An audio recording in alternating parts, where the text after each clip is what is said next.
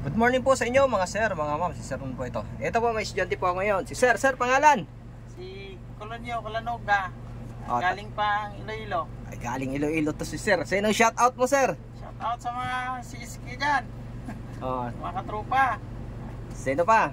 Ayan, sa mga taga Iloilo, mga kabady ko dyan. Shout out plus TDP, Kapulong Chapter. Yan, yun lang.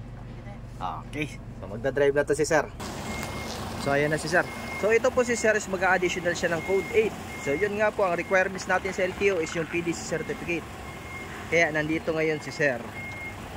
Wala pong ibang hahanapin si LTO kundi yung certificate ng PDC, yung binibigay namin dito sa school namin.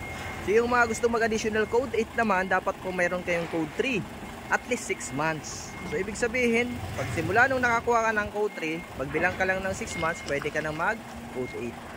So shoutout yan sa ating mga followers. TDP, ito si Sir, TDP to si Sir. Truck Drivers Philippines, shoutout sa inyo sa inyo po lahat. Mga buddy, yun.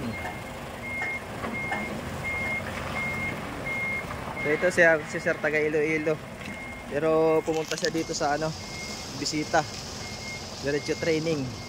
Ka-apply na din daw ng trabaho dito. So yun nga po, yun talaga yung requirements. Wala pong ibang hahanapin si LTO. Yan, ayos. Up, okay, doon naman sa kabila.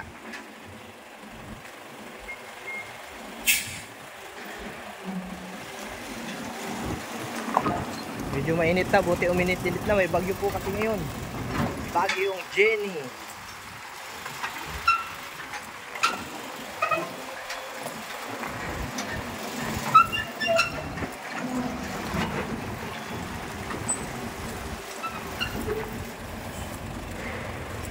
Okay. Tingnan natin.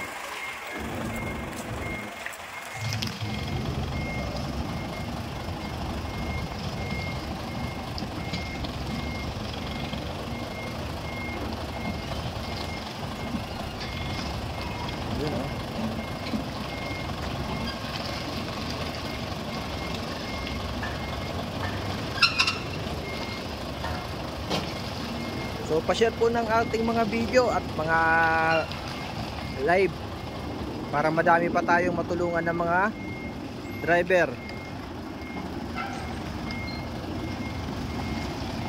na gustong mag-additional code.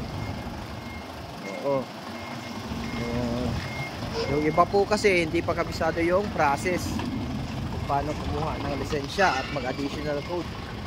So dito sa akin, ino-orient ko naman itong mga to ayos. Oh.